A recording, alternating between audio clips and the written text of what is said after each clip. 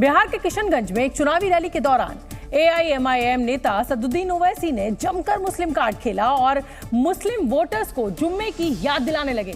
किशनगंज समेत बिहार में सीमांचल की 5 लोकसभा सीटों पर शुक्रवार को मतदान होना है। किशनगंज से AIMIM के उम्मीदवार अख्तरुल ईमान चुनाव लड़ रहे हैं और उनके लिए प्रचार करने पहुंचे असदुद्दीन ओवैसी वहां ताबड़तोड़ मुस्लिम कार्ड खेलने लगे। 26 तारीख को आपको एक तारीख बनाना है और 26 तारीख को जुमे का दिन है, मुबारक दिन है। जुमे के दिन शैतान की कामयाबी नहीं होगी, ना शैतानी ताकतों की कामयाबी होगी इंशाअल्लाह ताला। किसकी कामयाबी होगी? आपकी कामयाबी होगी इंशाअल्लाह ताला। तो जुमे की नमाज से पहले भी जाइए, जुमे की नमाज के बाद भी जाकर वोट डालिए, मगर आपको अपने पूरे वोट का इस्तेमाल करना है। ओवैसी का ध्रुवीकरण यही नहीं थमा, उन्होंने प्रधानमंत्री नरेंद्र मोदी के बयानों का हवाला देते हुए उनको मुस्लिम विरोधी तक बता डाला।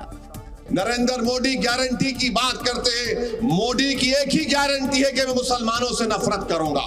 ओवैसी के तीखे बोल यही नहीं रुके, उन्होंने अरब देशों के साथ प्रधानमंत्री नरेंद्र मोदी की दोस्ती पर तल्ख टिप्पणी की।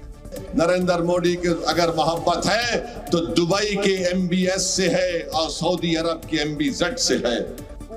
रैली में असदुद्दीन ओवैसी ने मुसलमानों को घुसपैठिया बताने वाले बयान के बहाने प्रधानमंत्री मोदी पर हमला बोला। साथ ही कुछ दिन पहले राजस्थान में दिए गए प्रधानमंत्री के उस बयान का भी जिक्र किया जिसमें प्रधानमंत्री नरेंद्र मोदी ने मुस्लिम समुदाय पर ज्यादा बच्चे पैदा करने का आरोप लगाया था। उस बयान के जवाब में असदुद्दीन ओवैसी ने प्रधानमंत्री मोदी और गृह मंत्री अमित शाह पर निजी हमला बोलते हुए उनके परिवार पर भी निशाना साधा। हालांकि ओवैसी के इस बयान का जवाब हैदराबाद से बीजेपी की उम्मीदवार माधवी लता ने दे दिया। नरेंद्र मोदी को मिलाकर 6 भाई हैं, अमित शाह की 6 बहनें हैं, तो बताओ कौन बच्चे पैदा कर रहा है? नहीं, सिर्फ मुसलमान बच्चे पैदा कर रहे। हुकूमत के आदाद शुमार ये बता रहे हैं कि हमारी मुस्लिम खवातीन कम बच्चे पैदा कर रही हैं अभी, जिसको अंग्रेजी में कहते हैं फर्टिलिटी रेट गिरा है। ये लोग बाहर से रोहिंग्या जैसे लोगों को उठा के लेके आते हैं, पाकिस्तान से लोगों को उठा के लेके आते हैं, अफगानिस्तान से लोगों को उठा के लेके आते हैं और इनसे कई नंबर ऑफ बच्चों को पैदा करवा देते हैं ये लोग। रैली के मंच से उतरने के बाद मीडिया से बातचीत में भी असदुद्दीन ओवैसी ने प्रधानमंत्री पर निशाना साधा। उन्होंने पूछा कि क्या नरेंद्र मोदी देश के मुसलमानों के भी प्रधानमंत्री नहीं हैं? ऐसे में देश की जनता के बीच धर्म के आधार पर नफरत फैलाना ठीक नहीं। ओवैसी ने यह भी कहा कि कल को अगर कहीं दंगे हो गए तो इसकी जिम्मेदारी प्रधानमंत्री की होगी। वो देश के 140 करोड़ जनता के प्रधानमंत्री हैं, सिर्फ मुसलमानों के नहीं है क्या? उनको इस तरह से रुसवा करना, उस तरह से उनसे नफरत करना, और अगर कल कुछ देश में दंगा हो जाए तो जिम्मेदारी नरेंद्र मोदी की होगी। ओवैसी के भड़काऊ भाषण और मुस्लिम कार्ड के जवाब में बीजेपी का कहना है कि ये उनकी पुरानी फितरत है। देखिए, इससे पहले भी वो हैदराबाद में भी धार्मिक स्थल को लेकर बोल चुके हैं। मुझे लगता है कि ये उनकी फितरत है और पार्टी का नाम ही मजलिस-ए-इत्तेहादुल मुसलमीन है, मगर वो एक सेकुलर पार्टी मानी जाती है। परंतु मुझे लगता है कि देश की प्रबुद्ध जनता इन सारे विषयों को समझ रही है और इसका माकूल जवाब देगी। लोकसभा चुनाव के दूसरे चरण के तहत किशनगंज समेत सीमांचल के 5 सीटों पर शुक्रवार को मतदान होगा। आपने पूरी खबर सुनी और अब आप बात पते की समझिए, और बात पते की यह है कि चुनाव में हिंदू मुसलमान पहली बार नहीं हो रहा है। चुनाव के दौरान सभी पार्टियां धर्म और जाति के नाम पर वोट मांगती हैं। यह फैसला जनता को करना है कि वो जाति या धर्म के नाम पर वोट देगी या फिर तरक्की के नाम पर अपना वोट देगी। चलिए अगली खबर का रुख करते हैं। जिस वक्त असदुद्दीन ओवैसी बिहार में बीजेपी और नरेंद्र मोदी पर वार कर रहे थे, उस समय हैदराबाद में बीजेपी उम्मीदवार माधवी लता उनके खिलाफ पूरे जोर शोर से ताल ठोक रही थी। ओवैसी को उनके गढ़ में चुनौती देने वाली माधवी लता ने आज पूरे दमखम के साथ अपना नामांकन दाखिल किया। नामांकन दाखिल करने से पहले माधवी लता ने समर्थकों की भीड़ के साथ चार मीनार के सामने से रोड शो भी निकाला। इस दौरान केंद्रीय मंत्री अनुराग सिंह ठाकुर उनके साथ रहे। माधवी लता के समर्थन में अनुराग ठाकुर ने नारे भी लगाए। ओवैसी है लापता, सबसे आई माधवी लता। इससे पहले माधवी लता और अनुराग ठाकुर ने भाग्य लक्ष्मी मंदिर में पूजा अर्चना की और देवी का आशीर्वाद लिया।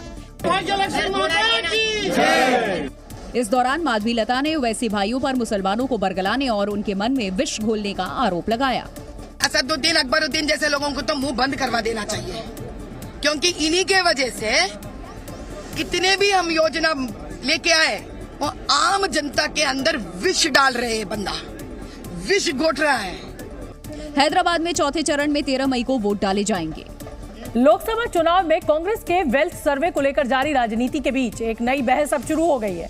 दरअसल ओवरसीज कांग्रेस के चेयरमैन सैम पित्रोदा ने विरासत टैक्स कानून की वकालत कर दी और धन के पुनर्वितरण के लिए नीति बनाने पर जोर दिया।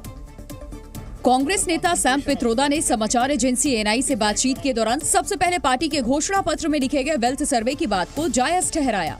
It doesn't mean that you are going to take their wealth and give it to somebody. It means to create new policies so the concentration of wealth can be prevented. It's like Monopoly Act. लेकिन wealth सर्वे की बात का बचाव करते करते वो America में लागू विरासत टैक्स का जिक्र करने लगे। Let me tell you, in America, there is an inheritance tax. So if, let's say, one has $100 million worth of wealth, and when he dies, he can only transfer probably 45% to his children. 55% is grabbed by government. यही नहीं, उन्होंने विरासत tax वाली व्यवस्था को अच्छा बताते हुए उसकी वकालत भी की। Now that's an interesting law. It says, you in your generation made wealth. You are leaving now. You must leave your wealth for public. Not all of it, half of it. Which to me sounds fair. Overseas Congress के अध्यक्ष Sam Pitroda ने धन के पुनर्वितरण के लिए विरासत tax पर चर्चा की बात भी कही, लेकिन उनके इस बयान ने सियासी घमासान छेड़ दिया और बीजेपी को बैठे बिठाए एक और मुद्दा मिल गया। और चूंकि पीएम मोदी पहले से ही लोगों की संपत्ति छीनने की बात कर कांग्रेस को आड़े हाथों ले रहे हैं, लिहाजा उन्होंने सैम पित्रोदा के विरासत टैक्स वाले बयान को 24 के वोट युद्ध में बीजेपी का हथियार बना लिया। अब कांग्रेस का कहना है कि वो इनहेरिटेंस टैक्स लगाएगी, माता पिता से मिलने वाली विरासत पर भी टैक्स लगाएगी। आप जो अपनी मेहनत से संपत्ति जुटाते हैं वो आपके बच्चों को नहीं मिलेगी, बल्कि कांग्रेस सरकार का पंजा उसे भी आपसे छीन लेगा। यही नहीं, छत्तीसगढ़ के सरगुजरा में रैली के दौरान सैम पित्रोदा के बयान को आधार बताते हुए पीएम मोदी ने कांग्रेस पर तंज भी कसा। कांग्रेस का मंत्र है, कांग्रेस की लूट जिंदगी के साथ भी और जिंदगी के बाद भी।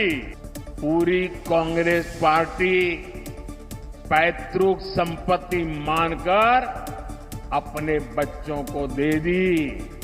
वो लोग नहीं चाहते कि एक सामान्य भारतीय अपने बच्चों को अपनी संपत्ति दे।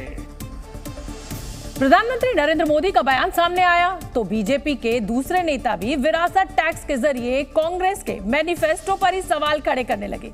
गृह मंत्री अमित शाह ने तो यहां तक कह डाला कि कांग्रेस को अपने मैनिफेस्टो से वेल्थ सर्वे की बात को हटा देना चाहिए।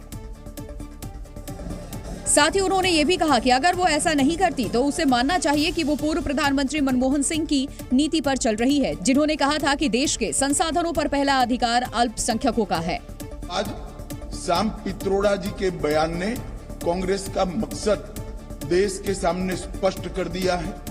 वो देश के जनता की निजी संपत्ति का सर्वे कर निजी संपत्ति को सरकारी खजाने में डालकर जो उन्होंने यूपीए के शासन में तय की थी प्रायोरिटी कि देश के संसाधन पर सबसे पहला अधिकार माइनॉरिटी और उसमें भी मुस्लिम लोगों का है, उस प्रकार से इसका बंटवारा करना चाहती है। अमित शाह के साथ केंद्रीय मंत्री अनुराग ठाकुर ने भी सैम पित्रोदा के बयान पर कांग्रेस को आड़े हाथों लिया। I think the gin has come out of the bottle. Congress hidden agenda is out and it clearly shows even after your death they will keep on वसूलिंग। Congress को पता चल गया कि सैम पित्रोदा के बयान से लोकसभा चुनाव में उसे नुकसान हो सकता है, लिहाजा पार्टी ने सफाई पेश करना शुरू कर दिया। राहुल गांधी ने वेल्थ सर्वे को देश का एक्सरे कहते हुए जायज ठहराया और उन्होंने कहा कि इससे किसी को कोई आपत्ति नहीं होनी चाहिए। मैंने सिर्फ ये कहा कि टेस्ट करते हैं अन्याय कितना है। सारे के सारे खड़े हो गए। देश को तोड़ने की कोशिश हो रही है, देश को बांटने की कोशिश हो रही है। एक्सरे से क्या बटेगा, कैसे बटेगा? एक्सरे से सिर्फ 90% को यह पता लगेगा कि उनकी भागीदारी कितनी है। वहीं कांग्रेस महासचिव जयराम रमेश ने सैम पित्रोदा के बयान से पलड़ा झाड़ने की कोशिश की। He's also president of the Indian Overseas Congress. It's not always that he reflects the views of the Indian National Congress, and on this particular issue also, he's not reflecting the official position of the Indian National Congress. जबकि शशि थरूर ने तो यहाँ तक कह दिया कि Sam Pitroda Congress की manifesto committee में भी नहीं है। Sam Pitroda is a wonderful man, we all like him, but he's not in the manifesto committee, and this is not part of our agenda. It's nowhere, it's his personal opinion. अब सवाल यह है कि जिस inheritance tax यानी विरासत tax को लेकर बीजेपी और कांग्रेस के बीच सियासी जंग छिड़ी हुई है, वो है क्या, कैसे लगाया जाता है और किन देशों में ये इनहेरिटेंस टैक्स होता है? दरअसल अमेरिका में विरासत में मिलने वाली संपत्ति पर टैक्स लगाया जाता है, जिसे इनहेरिटेंस टैक्स यानी विरासत कर कहा जाता है। ये टैक्स संपत्ति पाने वाले व्यक्ति को देना होता है। हालांकि अमेरिका में विरासत टैक्स का चलन सामान्य नहीं है। साल 2023 तक अमेरिका के सिर्फ 6 राज्यों में ही विरासत टैक्स लगाया जाता था। ये टैक्स इस बात पर निर्भर करता है कि मरने वाला व्यक्ति किस राज्य में रहता था या उसकी संपत्ति किस राज्य में थी। साथ ही विरासत में मिली संपत्ति की कीमत कितनी है और इसके हकदार व्यक्ति का मरने वाले से क्या संबंध है। अमेरिका के अलावा दुनिया में कई ऐसे देश हैं जहां ये विरासत टैक्स लगाया जाता है। taxfederation.org रिसर्च के एक सर्वे में बताया गया कि दुनिया के 18 देशों में विरासत टैक्स वसूला जाता है। जापान में 55% विरासत टैक्स लगाया जाता है। साउथ कोरिया में भी 55% विरासत टैक्स लगाया जाता है।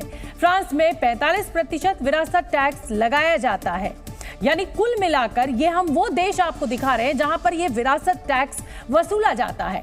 ब्रिटेन में 40% विरासत टैक्स लगाया जाता है। अमेरिका में 40% विरासत टैक्स है। स्पेन में 34% है ये टैक्स। जर्मनी में लोगों को 30% विरासत टैक्स यानी इनहेरिटेंस टैक्स देना पड़ता है। डेनमार्क की अगर बात करें तो 15% विरासत टैक्स लग जाता है, जबकि इटली की सरकार लोगों से सिर्फ 4% विरासत टैक्स ही वसूलती है। तो अब इस पूरी खबर में बात पते की यह है कि भारत में विरासत टैक्स को लागू करना काफी मुश्किल है, क्योंकि हमारे देश में टैक्स सिस्टम एज और इनकम के हिसाब से बटा हुआ है। जबकि अमेरिका के टैक्स सिस्टम की बात करें तो वहां अविवाहित और विवाहित लोगों के लिए अलग अलग टैक्स सिस्टम है। चलिए अब अगली खबर का रुख करेंगे। उधर कांग्रेस के घोषणा पत्र पर सियासी पारा एक बार फिर बढ़ता नजर आया। बीजेपी ने कांग्रेस के घोषणा पत्र को तुष्टीकरण का पुलिंदा कहा तो राहुल गांधी ने बीजेपी पर पलटवार करते हुए कहा कि वो 90% आबादी की अनदेखी कर रही है। यही नहीं, कांग्रेस के सामाजिक न्याय सम्मेलन में राहुल गांधी ने आजादी में पिछड़ा, अति पिछड़ा, आदिवासी और अल्पसंख्यक वर्ग के किरदार का जिक्र करते हुए बीजेपी को घेरने की कोशिश की। आजादी की लड़ाई पिछड़ा वर्ग, दलित, आदिवासी, इन सब ने लड़ी, मगर कोई मेंशन ही नहीं माइनॉरिटी भी। तो मेरा कहना है कि जब तक हम आपकी हिस्ट्री को रिवाइव नहीं करेंगे, जब तक आपकी एक बार फिर जड़ नहीं लगेगी, हिस्टोरिकल जड़ नहीं लगेगी, तब तक ये लड़ाई नहीं लड़ी जा सकती। राहुल गांधी तुष्टीकरण की कार्ड के तौर पर जाति जनगणना को मुद्दा बनाते दिखे, साथ ही खुद को नॉन सीरियस पॉलिटिशियन कहे जाने पर भी आपत्ति जताई। मीडिया में मेरे बारे में कहते थे कि पॉलिटिक्स में इंटरेस्टेड नहीं है, नॉन सीरियस है। आपने देखा होगा मीडिया में 24 घंटा नॉन सीरियस।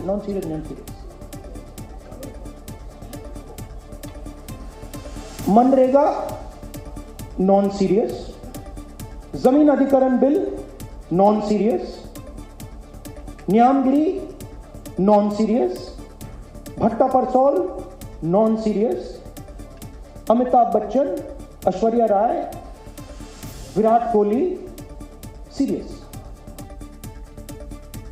वहीं बीजेपी ने कांग्रेस पर आरोप लगाया है कि वो जातिगत जनगणना के बहाने मुस्लिम तुष्टीकरण को बढ़ावा देना चाहती है। यही नहीं, बीजेपी ने यह भी कहा कि शोषित समाज को मिल रहे आरक्षण पर भी कांग्रेस की गिद्ध दृष्टि है। कांग्रेस तुष्टीकरण के वोट बैंक का बहुत खतरनाक खेल खेल रही है और इसके लिए वो पिछड़े वर्ग के आरक्षण और मैं कहूँगा एससी वर्ग के आरक्षण पर भी वो उसकी गिद्ध दृष्टि है। और कर्नाटक में उन्होंने निश्चित रूप से ये प्रयास किया है कि सभी को कर दें और ये ऐसा नहीं है कि ये पहली बार हो रहा है। मैं तो कहूँगा अगर आप देखें तो इन्होंने जो रंगनाथ मिश्रा कमीशन बनाया था उसने कहा था कि ओबीसी आरक्षण में अलग से 10% आरक्षण सिर्फ मुस्लिम को दे देना चाहिए। अगर आप याद करें तो ये अलीगढ़ मुस्लिम यूनिवर्सिटी और जामिया मिलिया इस्लामिया में तो इन्होंने एससी, एसटी, ओबीसी का सारा आरक्षण समाप्त करके एक मुश्त 50% आरक्षण मुस्लिम्स को दे दिया था। प्रधानमंत्री नरेंद्र मोदी ने एक रैली के दौरान मुस्लिम आरक्षण को लेकर कांग्रेस पर जमकर हमला बोला। पीएम मोदी छत्तीसगढ़ के सरगुजा में चुनाव प्रचार के लिए पहुंचे थे, जहां एक रैली को संबोधित करते हुए प्रधानमंत्री ने कांग्रेस पर कई बड़े आरोप लगाए। पीएम मोदी ने कहा कि कांग्रेस दलितों और पिछड़ों का आरक्षण छीनकर अल्पसंख्यकों को देने की साजिश रच रही है। इतना ही नहीं, पीएम ने यह भी दावा किया कि कांग्रेस ने कर्नाटक में धर्म के आधार पर आरक्षण लागू भी कर दिया था, लेकिन बाद में बीजेपी की सरकार बनने पर इस फैसले को पलट दिया गया। लेकिन दोबारा सत्ता में आने पर कांग्रेस ने मुस्लिम समुदाय को ओबीसी कोटे में डाल दिया। कर्नाटक की कांग्रेस सरकार उसने और एक पाप किया, मुस्लिम समुदाय में जितनी भी जातियां हैं सबको उन्होंने ओबीसी कोटा में डाल दिया और ओबीसी बना दिया। इतना ही नहीं, पीएम ने लोगों को चेताया भी कि अगर कांग्रेस सत्ता में आई तो कर्नाटक का मॉडल देश भर में लागू करेगी। कांग्रेस ने भारत के सेक्युलरिज्म की हत्या की। कर्नाटका अपना यही मॉडल ये कांग्रेस पूरे देश में लागू करना चाहती है। पीएम ने कहा कि कांग्रेस को सामाजिक न्याय की परवाह नहीं, बल्कि वो सिर्फ तुष्टीकरण की राजनीति करना चाहती है। प्रधानमंत्री मोदी के अलावा उत्तर प्रदेश के मुख्यमंत्री योगी आदित्यनाथ ने भी आरक्षण को लेकर कांग्रेस को घेरा है। उनका कहना है कि कांग्रेस दलितों और पिछड़ों को मिलने वाले आरक्षण को कम कर उनका हक मुसलमानों को देना चाहती है, जिस पर समाजवादी पार्टी ने अब पलटवार किया है। कांग्रेस की मंशा के अनुरूप देश के अंदर लागू करने के कुत्सित प्रयास हुए थे, जिसमें एससी, एसटी और ओबीसी के आरक्षण के अधिकार को जबरन कुछ वर्ग विशेष को देने के कुत्सित प्रयास इन्होंने उस समय प्रारंभ किए थे। देखिए, उत्तर प्रदेश में 69,000 शिक्षक भर्ती होती है, पिछड़ों को उनका आरक्षण नहीं दिया जाता। पिछड़ा वर्ग आयोग इस बात को कहता है। तो पुलिस भर्ती होती है, आरक्षण नहीं मिलता। तो भारतीय जनता पार्टी की सरकार में जिस तरीके से पिछड़ों का, दलितों का आरक्षण, उनका हक को मारा जा रहा है, वो किसी से छुपा हुआ नहीं। भारतीय जनता पार्टी को विपक्ष पे बेबुनियाद आरोप लगा के समाजवादी पार्टी ने कन्नौज लोकसभा सीट से अपना उम्मीदवार बदल दिया है। अब इस सीट से पार्टी के अध्यक्ष और उत्तर प्रदेश के पूर्व मुख्यमंत्री अखिलेश यादव खुद चुनाव लड़ेंगे, जबकि इससे पहले समाजवादी पार्टी ने तेज प्रताप यादव को कन्नौज सीट से उम्मीदवार बनाया था, लेकिन 24 घंटे के अंदर ही पार्टी ने अपना फैसला बदल दिया। खबर है कि कन्नौज लोकसभा सीट से तेज प्रताप को मैदान में उतारने के फैसले का स्थानीय नेताओं ने विरोध किया। पार्टी के नेताओं ने अखिलेश यादव से उम्मीदवार बदलने की मांग की, जिसके बाद अखिलेश यादव ने तेज प्रताप यादव की जगह खुद मैदान में उतरने का फैसला किया। नॉमिनेशन होगा तो आपको पता लग जाएगा और हो सकता है नॉमिनेशन से पहले ही आपकी जानकारी होगी। अखिलेश यादव के कन्नौज सीट से चुनाव लड़ने के फैसले का बीजेपी उम्मीदवार सुब्रत पाठक ने स्वागत किया। साथ ही उन्होंने अपनी जीत का भरोसा भी जताया। आप आइए, यहाँ से लड़िए और मुझे अच्छा लग रहा है कि अखिलेश मेरे खिलाफ चुनाव लड़ने आ रहे हैं और उनका ये घमंड के जो किसी को भी मेरे खिलाफ लड़ा के जिता देंगे, उनका घमंड टूट रहा है। अखिलेश यादव 25 अप्रैल यानी कि कल अपना नामांकन पत्र दाखिल करेंगे। और खबर है कि इसके लिए अखिलेश यादव ने तैयारी भी कर ली है। कन्नौज लोकसभा सीट को समाजवादी पार्टी का गढ़ माना जाता है। साल 1998 से 2014 तक यहां हुए सभी चुनावों में समाजवादी पार्टी ने बड़ी जीत हासिल की थी।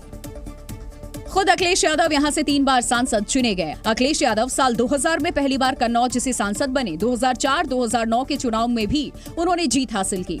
इस बार समाजवादी पार्टी ने तेज प्रताप यादव को कन्नौज से चुनावी मैदान में उतारा, लेकिन वहां के नेताओं के दबाव में आकर अखिलेश यादव को अपना फैसला बदलना पड़ा। जानकारों के मुताबिक अखिलेश यादव ने राज्य में अगले विधानसभा चुनाव को ध्यान में रखकर फैसला किया। और समाजवादी पार्टी जिस तरह से लोकसभा चुनाव की रणनीति उन्होंने जिस रणनीति पे काम कर रहे हैं, मेरा ऐसा मानना है कि वो 2027 को निगाह में रखे रणनीति बना रहे हैं। तो ऐसे में एक दोधारी तलवार है फैसला लेना।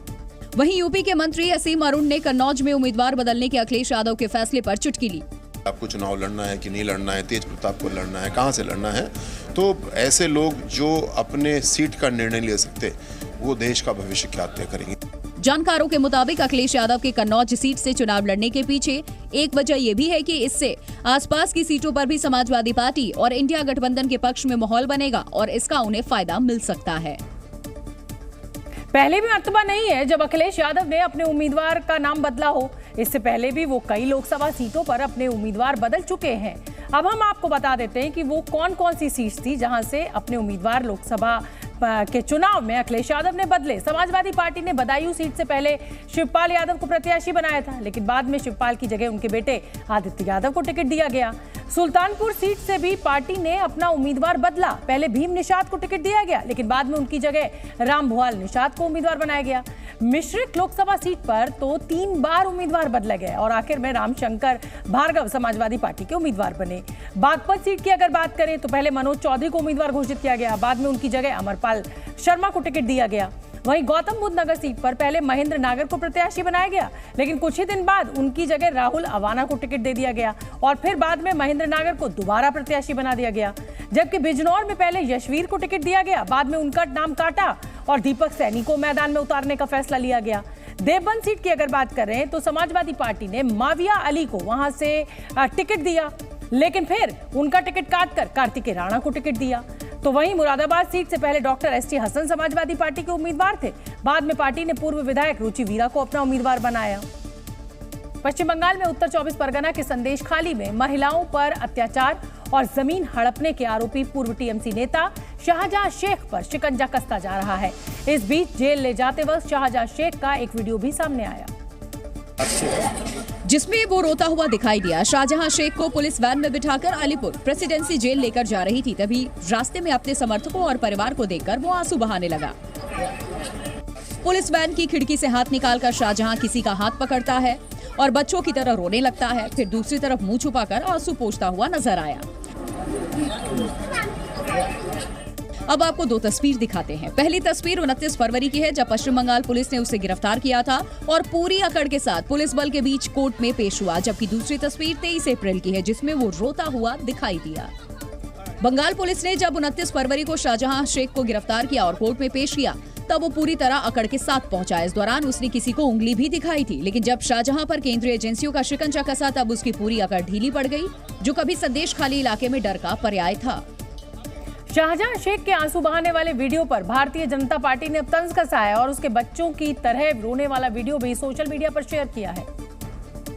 साथ ही बीजेपी आईटी सेल के प्रमुख अमित मालवीय ने लिखा कि अकड़ गायब हो गई। ममता बनर्जी का पोस्टर बॉय बलात्कारी शेख जहां एक गमगीन बच्चे की तरह रो रहा है। अपराधी अणुव्रतो मंडल जेल में है। यही किस्मत है जो शौकत मुल्ला, जहांगीर खान और अन्य जैसे लोगों का इंतजार कर रहा है। उन्होंने पूरे बंगाल में आतंक का राज फैलाया है। अब कानून की पकड़ में आएगा तो उसे बचाने कोई नहीं आएगा। निश्चित रूप से ममता बनर्जी नहीं, वो अपने मंत्रियों को भी नहीं बचा सकी। समय का पहिया घूम रहा है। संदेशखाली का शेर समझता था, आप शेर बिल्ली बन गए हैं। तो सेंट्रल एजेंसी के पास जो जाता है, ऐसे बहुत सारे शेर बिल्ली बन जाते हैं।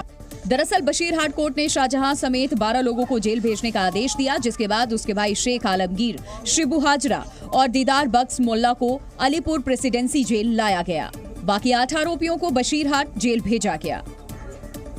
शाहजहां शेख की हालत पर संदेशखाली की महिलाओं ने भी अपनी प्रतिक्रिया दी। यहाँ की महिलाओं का कहना है कि अब शाहजहां को पता चल रहा है कि परिवार से अलग होने का दुख क्या होता है। शाहजहां शेख के रोने का वीडियो देखकर महिलाओं ने कहा कि सारा हिसाब यहीं चुकाना होगा। देख कैसे लग रहा है, शाहजहां शेख बाप बाप को भी नहीं छोड़ता है। संदेशखाली की माँ बहन की आंसू अभी तक सूखे भी नहीं है। ऊपर वाले की मार देख, तेरे को भी आज रोना पड़ रहा है। वहीं बीजेपी नेता देवश्री चौधरी ने कहा कि अभी तो ये शुरुआत है, आगे बहुत से सवालों के जवाब देने हैं। जैसे महिलाओं के साथ आपने किया है, उसका जवाब, उसका हिसाब, और जो महिलाओं का आंसू, उनका सबका हिसाब आपको चुकाना है। अभी क्या हुआ है? अभी तो शुरू नहीं हुआ है। दरअसल संदेशखाली में शाहजहां शेख भाई के नाम से जाना जाता था और संदेशखाली टीएमसी यूनिट का पूर्व नेता था। अपनी राजनीतिक पारी लेफ्ट से शुरू की, लेकिन साल 2012 में तृणमूल कांग्रेस में शामिल हो गया, जो ज्योतिप्रिय मलिक का बेहद करीबी माना जाता है। लेकिन गिरफ्तारी के बाद ममता बनर्जी ने पार्टी से निकाल दिया था। संदेशखाली की पीड़ित और बशीरहाट सीट से बीजेपी उम्मीदवार रेखा पात्रा ने भी शाहजहां शेख के आंसू बहाने वाले वीडियो पर अपनी प्रतिक्रिया दी है। रेखा पात्रा ने कहा कि शाहजहां शेख ने लोगों के ऊपर जो अत्याचार किए हैं, अब उनके भी आंसू बहने का समय आ गया है। इतना दिन उन्होंने लोगों की आंसू फैलाया, माँ बहन की आंसू फैलाया, आज उनका आंसू बह रही है, क्योंकि वो अभी जान चुकी है। तो इतना दिन वो जितना अत्याचार किए हैं वहाँ लोगों के ऊपर, तो उनका भी आंसू फैलाने के समय आ गया। और आज अपने बच्चा जब रो रहा है तब देखकर उनके आंसू आ गए। जब उन्होंने किसी की घर जाके किसी की घर जलाया, किसी की माँ बहन की सम्मान लूटा, तब उनका आंसू कहाँ थे?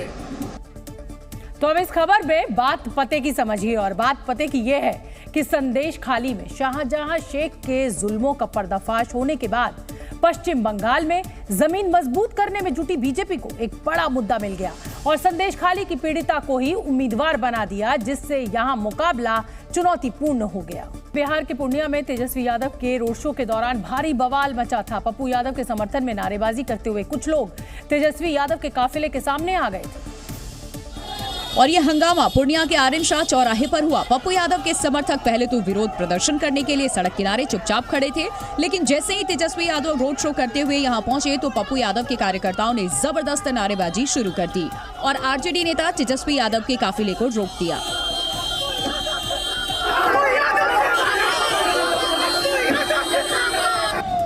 हालांकि पप्पू यादव के समर्थक तेजस्वी की गाड़ी तक पहुंचते इससे पहले ही तेजस्वी के कार्यकर्ताओं ने मोर्चा संभाला और आगे बढ़कर पप्पू यादव के कार्यकर्ताओं को रोक दिया, जिसके बाद दोनों आपस में भिड़ गए।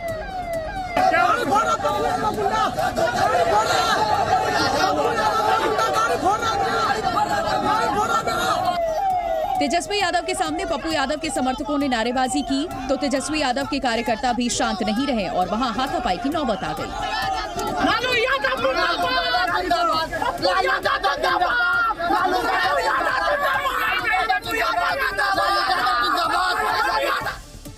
क्योंकि एक दिन पहले तेजस्वी यादव ने पूर्णिया की जनता से पप्पू यादव को वोट न देने की अपील की थी और इसीलिए पप्पू यादव के समर्थक और ज्यादा गुस्से में नजर आए आज।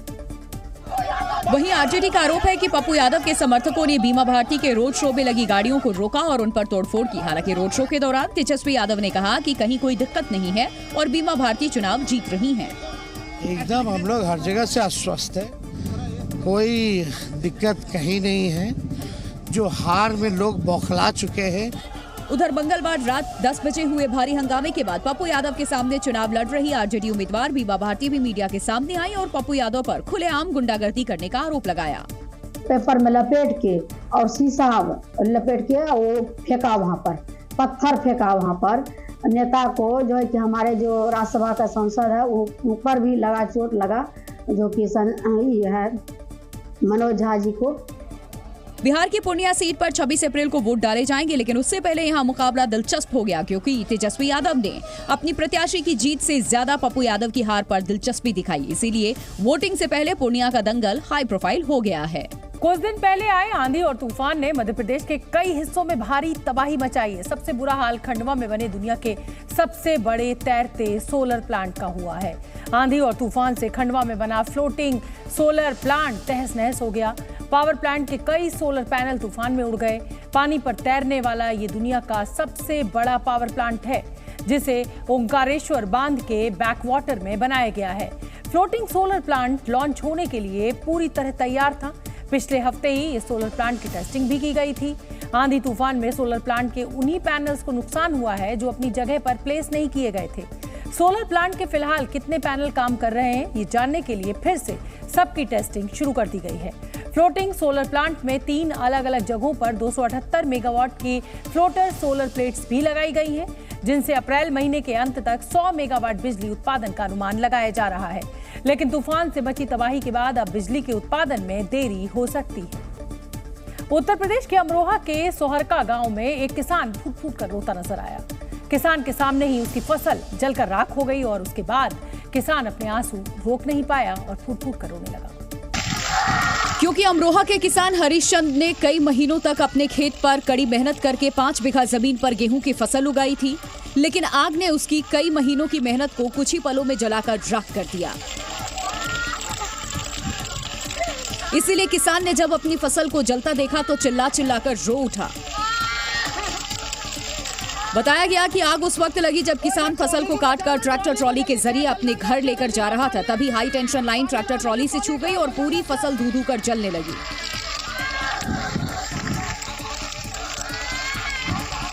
किसान ने आग को बुझाने की तमाम कोशिशें की, लेकिन जब वो आग पर काबू नहीं पा सका तो उसके सामने रोने के सिवाय कुछ ना बचा।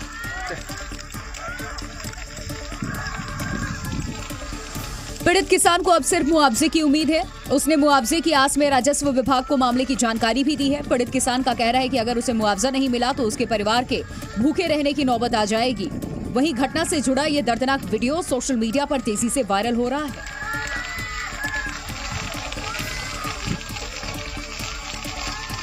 एलन मस्क की इलेक्ट्रिक व्हीकल कंपनी टेस्ला इन दिनों बड़े संकट से जूझ रही है। पिछले 4 साल में पहली बार टेस्ला की कारों की बिक्री में बड़ी गिरावट देखने को मिली है और इसकी वजह से कंपनी के हजारों कर्मचारियों की नौकरी भी खतरे में पड़ गई है। टेस्ला ने मंगलवार को जनवरी से मार्च की तिमाही के नतीजे घोषित किए, जिसके मुताबिक टेस्ला की कमाई में 2020 के बाद पहली बार गिरावट दर्ज की गई। ये गिरावट कम नहीं है, बल्कि पिछले साल के मुकाबले 55% कम है। बिक्री घटने के साथ ही कंपनी ने हजारों कर्मचारियों की छंटनी की भी योजना बना ली है।